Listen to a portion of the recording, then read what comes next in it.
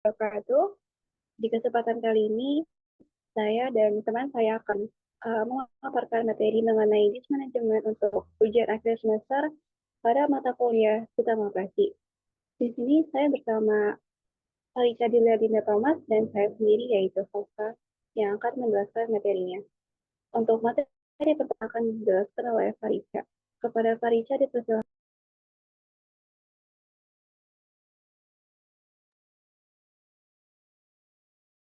Oke, Assalamualaikum warahmatullahi wabarakatuh. Di sini saya akan menjelaskan mengenai disk manajemen. Sebelumnya kita akan membahas mengenai pengertian, fungsi dan tujuan, komponen, jenis-jenis, struktur, dan algoritma dari disk manajemen.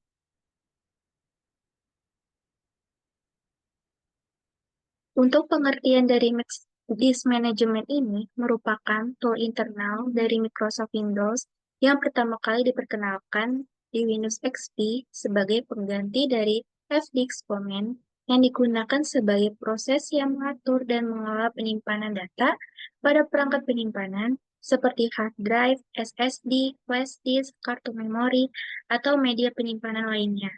Disk manajemen ini mencakup dari berbagai aspek, mulai dari partisi disk, formatting, hingga optimasi kinerja penyimpanan.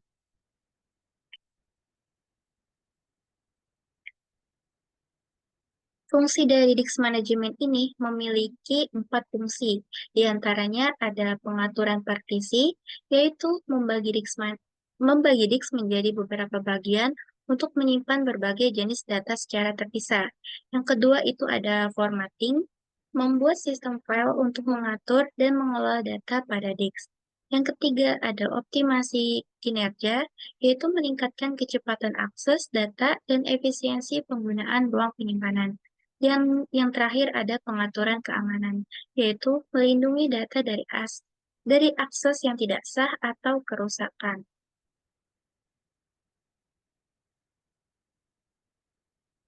Disk manajemen ini memiliki berbagai tujuan. Di sini terdapat 4 tujuan, di antaranya ada ketersediaan data, yaitu memastikan data dapat diakses dengan cepat dan andal saat dibutuhkan. Yang kedua ada keamanan data, yaitu menjaga kerahasiaan, integritas, dan keamanan data dari ancaman internal maupun eksternal. Yang ketiga ada efisiensi penyimpanan, yaitu mengoptimalkan penggunaan kapasitas penyimpanan agar tidak ada pemborosan. Dan yang terakhir ada manajemen siklus hidup, yaitu mengelola daur hidup data dari penyimpanan awal hingga migrasi atau penghapusan.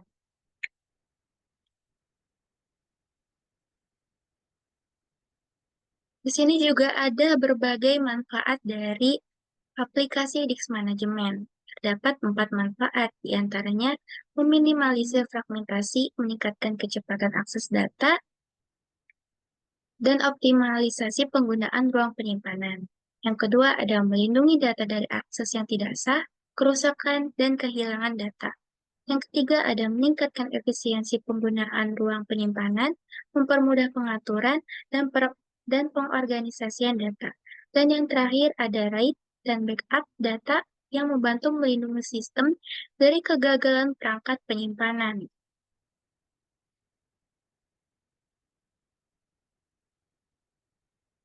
Nah, berikut ada beberapa komponen dari disk management. Terdapat 3 komponen. Yang pertama ada sistem operasi yang memiliki fungsi dasar untuk partisi, format, dan manajemen volume disk. Yang kedua ada perangkat lunak manajemen, yaitu menyediakan fitur-fitur canggih untuk pemantauan optimalisasi dan migrasi data. Dan yang ketiga atau yang terakhir ada kebijakan dan prosedur, yaitu aturan dan pedoman untuk menggunakan disk secara efektif dan aman.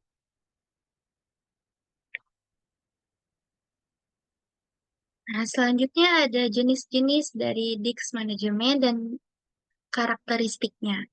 Yang pertama ada hard disk drive atau HDD, yaitu bekerja dengan mekanik putar, kapasitas besar, harga relatif murah. Yang kedua ada solid state drive atau SSD, yaitu menggunakan memori elektronik dengan kecepatan akses tinggi dan tahan guncangan. Dan yang ketiga ada hybrid drive, yaitu kombinasi HDD, dan SSD untuk mendapatkan kecepatan dan kapasitas.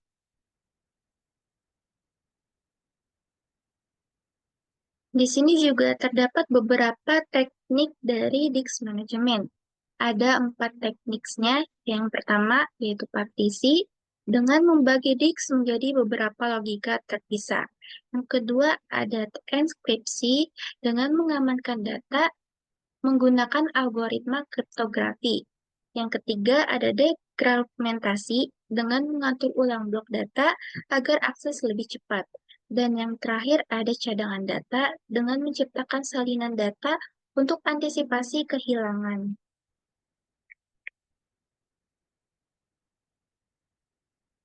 Berikut ada jenis-jenis alat disk manajemen.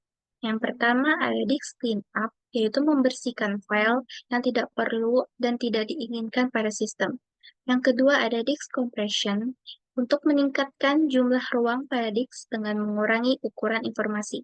Yang ketiga ada disk checkers, yaitu memindai hard disk dan menghapus area yang rusak atau tidak tersimpan dengan benar. Yang keempat ada disk formatters, yaitu untuk menyiapkan perangkat penyimpanan data dalam penggunaan awam. Selanjutnya ada disk partitioning tools, yaitu membagi disk menjadi lebih dari satu wilayah.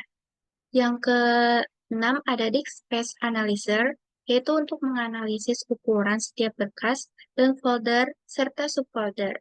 Yang ketujuh ada disk fragmenter, untuk membantu mengurangi fragmentasi dan mengurangi kecepatan akses. Dan yang terakhir ada backup software, yaitu untuk menyimpan salinan semua informasi pada disk manajemen.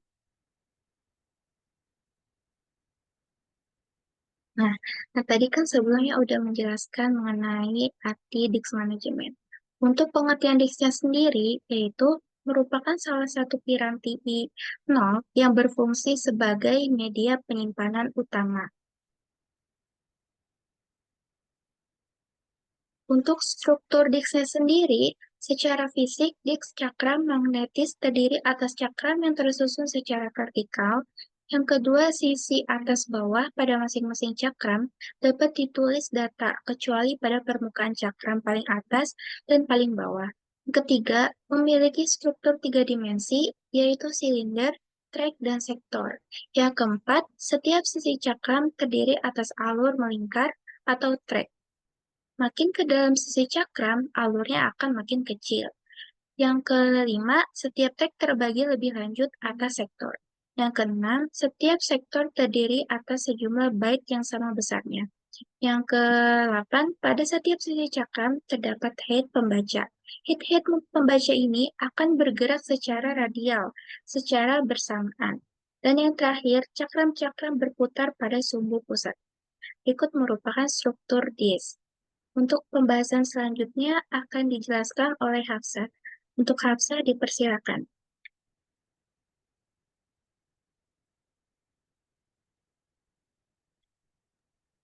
Baik, untuk selanjutnya adalah pengalamatan dari disk. Di sini dialamati secara logika sebagai array satu dimensi. Unitnya terkecil adalah blok, baik untuk operasi read atau write. Ukuran bloknya dilakukan atau disusun pada saat pemformatan disk. Urutan penamaan alamat logika disk mengikuti aturan yang pertama, yaitu alamat paling awal yaitu sektor 0 adalah sektor pertama dan track pertama pada seri luar. Aturan yang kedua yaitu proses pemecahan dilakukan secara berurut dan dari sektor 0, lalu seluruh blok dari silinder tersebut, lalu ke seluruh silinder mulai dari silinder terluar sampai silinder terdalam. Dan alamat yang terakhir yaitu urutan yang mendahulukan silinder yang sama sebelum pindah ke track berikutnya, bertujuan mengurangi perpindahan head pembacaan pada setiap sisi cakram.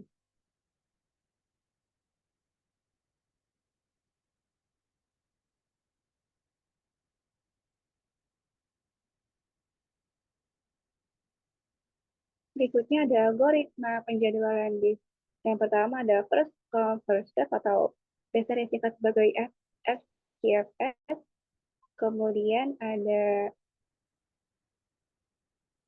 CCTD, lalu ada pick up, lalu ada locator, lalu dan yang terakhir ada scan and circular scan. Berikutnya, algoritma yang pertama yaitu algoritma pickup. Algoritma pickup ini akan membaca atau menuju ke track yang algoritma ini akan menuju ke track yang terdapat pada rute awal antrian sambil mengakses track yang dilalui. Mirip seperti metode SPFS atau first come first serve, tetapi lintasan yang dilewatinya ini default tetap diambil sehingga tidak perlu diakses kembali. Untuk algoritma berikutnya yaitu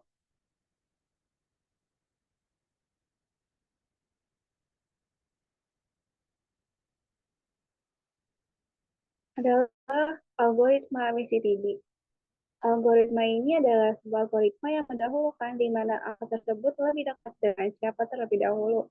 Contohnya, jika kita diberikan skala 0 sampai dan diberikan satu soal dengan angka 50, 13, 46, 65, dan seterusnya seperti pada gambar yang terlampir. Maka yang dijalani adalah angka 50 dan seterusnya. Jika ada angka 52, maka angka 53. Jika ada angka 53, maka ke berikutnya. Dan jika ada angka 46, maka ke angka 46. Dan seterusnya, ke angka yang mendekati garis tersebut. Untuk menghitung jumlah lintasan, cara algoritma sebelumnya dikurangi dengan algoritma yang sedang dijalankan. Kemudian hasilnya akan ditambah sebagai algoritma selesai. Maka itu adalah hasil dari jumlah lintasannya. Algoritma berikutnya yaitu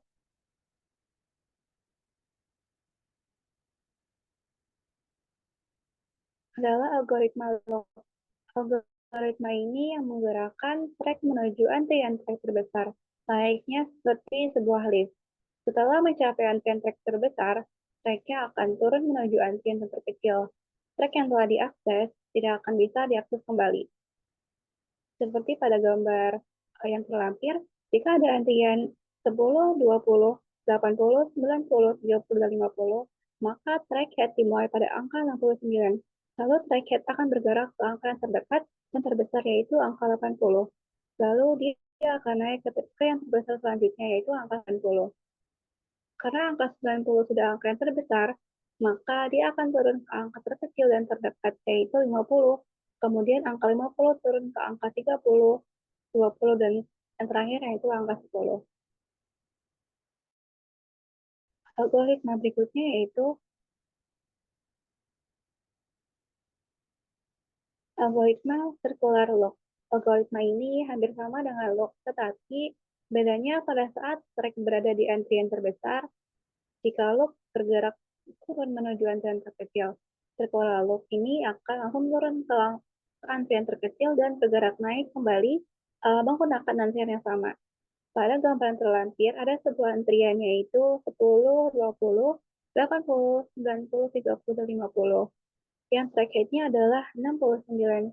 Maka track head dimulai pada angka 69, lalu track head akan bergerak ke angka 90. Kemudian akan turun ke angka 10, lalu naik ke angka 20, 30, dan 50. Berikutnya,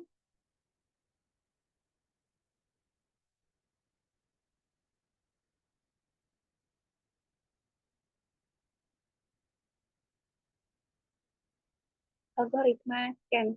Algoritma scan ini uh, head-nya akan bergerak naik seperti pergerakan lift menuju silinder atau track. Ujung terbesar pada disk sambil mengakses antrian track yang dilalui.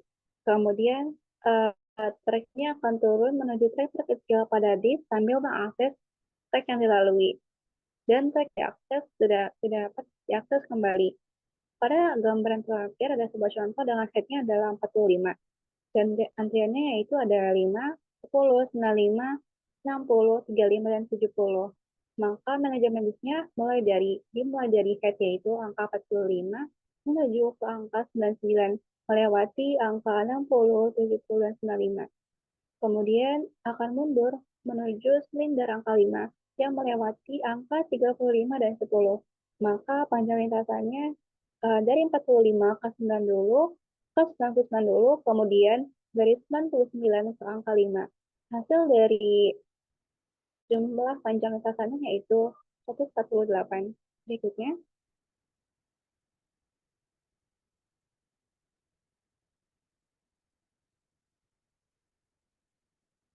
algoritma yang berikutnya adalah circular scan. Algoritma ini adalah modifikasi dari algoritma scan. Pada saat track turun menuju track terkecil, head ini tidak dapat mengakses track yang dilalui. Saat naik, maka dapat mengakses track yang belum diakses sebelumnya. Contohnya, seperti pada gambaran terlampir, ada sebuah contoh dengan headnya dalam 45, dan antriannya yaitu ada 5, 10, 95, 60, 35, dan 70. Maka headnya yaitu 45 akan menuju ke angka 99. Lalu akan turun ke silinder paling terkecil yaitu ke angka 0. Kemudian akan naik lagi untuk ke angka silinder yang dilewati yaitu adalah 10, 95. Untuk menghitung jumlahnya, karena jumlah lintasannya dapat 99, lalu dari 99 ke angka 0 dan 0 ke 35, maka hasil jumlah lintasannya adalah 183. Berikutnya,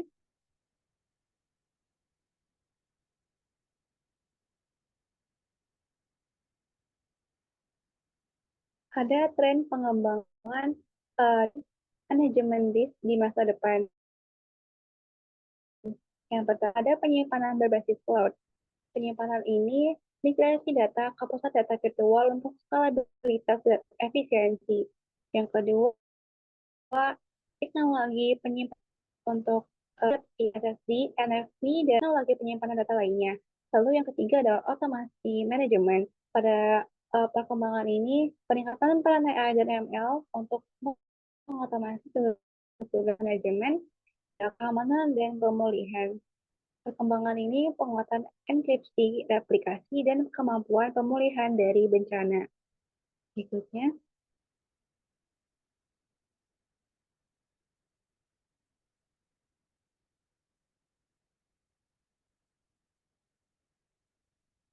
eh, berikutnya adalah kesimpulan dari materi yang sudah kami jelaskan, yaitu manajemen disk adalah pengelolaan dan pengaturan ruang penyimpanan di dalam komputer untuk meningkatkan kinerja dan efisiensi.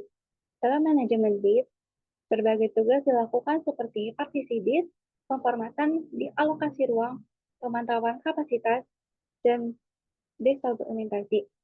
Dengan manajemen disk yang baik, data dapat disimpan dengan optimal, meminimalkan fragmentasi file, dan menjaga sistem tetap berjalan dengan lancar. Proses ini sangat penting untuk pemeliharaan perangkat, memastikan data tetap terorganisir, serta memperpanjang usia dan performa penyimpanan.